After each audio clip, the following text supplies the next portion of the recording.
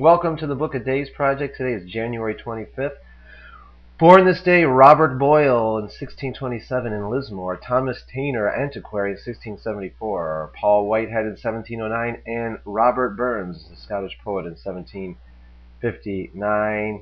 Died on this day, William Shield, a dramatic composer, in 1829. It is a feast day of Saint Juventinus and Maximianus, martyrs at Antioch, in 363. And it is St. Paul's Day, the festival of the conversion of St. Paul, instituted by the Church in gratitude for so miraculous and so important an instance of the divine power. A perfect model of a true conversion is mentioned in several calendars and missals of the 8th and 9th centuries. It was for some time kept a holiday of obligation in most churches of the West, and we read it mentioned as such in England in the Council of Oxford in 1222 in the reign of King Henry III. Butler, quote, "It is still a festival of the Anglican as well as other churches. The day has also a celebrity of another description, the origin of which has not yet been discovered.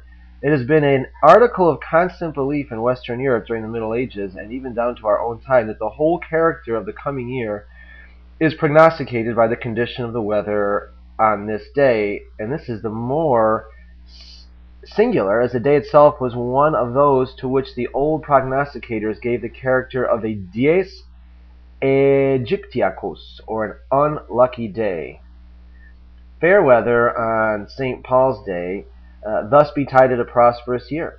Snow or rain betokened a dear year, and therefore an unfruitful one. Clouds foreboded great mortality among cattle, and winds were to be the forerunners of war. Several old translations of these lines into verse in French and English are met with. The following one is of the English version. If St. Paul's Day be fair and clear, it does betide a happy year. But if it chance to snow or rain, then will be dear all kind of grain. If clouds or mists do dark the sky, great stores of birds and beasts shall die. And if the winds do fly aloft, then war shall vex the kingdom oft." Other days in the month of January enjoyed at different times and in different places a similar reputation among the old prognosticators, but none of them were anything like so generally held and believed in as the day of the conversion of St. Paul. St. Paul's Day. Look out your window, check your weather, and there you will have the prognosis for the rest of your year. Robert Burns is born on this day. Robert Burns, a Scottish poet, first saw the light on the 25th January 1759 in a small cottage by the wayside near the Bridge of Doon, 2 miles from Ayr. A wonderful destiny was that of the peasant's babe born at that day, a life of toil, imprudence, poverty, closed in early death, but to he, followed by an afflatus of popular admiration and sympathy, such as never before nor since attended a literary name in any country. The strains of Burns touch all hearts. He has put words together as scarcely any writer ever did before him. His name has become a stenograph for a whole system of national feelings and predilections. Other poets, after death, have a tablet in Westminster Abbey and occasional allusions in critical writings. But when the centenary of Burns' birth arrives, it is festively celebrated in every town in the country, nay, wherever our language is spoken, alike in federal America, in Canada, in Calcutta, in Hong Kong, in Natal. There is a pouring out of grateful sentiment in honor of Burns, Robert Burns. It is amusing to learn that Burns, when just emerging from obscurity, jocularly anticipated that his birthday would come to be noted among other remarkable events. In a letter to his early patron, Gavin Hamilton, in 1786, he says, "For my own affairs I am in a fair way of becoming as eminent as Thomas à Kempis or John Bunyan.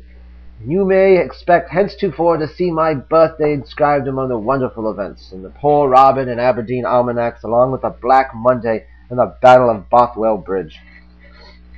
It is an affecting circumstance that Burns, dying in poverty and unable to remunerate his medical attendant in the usual manner, asked the doctor's acceptance of his pair of pistols as a memorial of their friendship.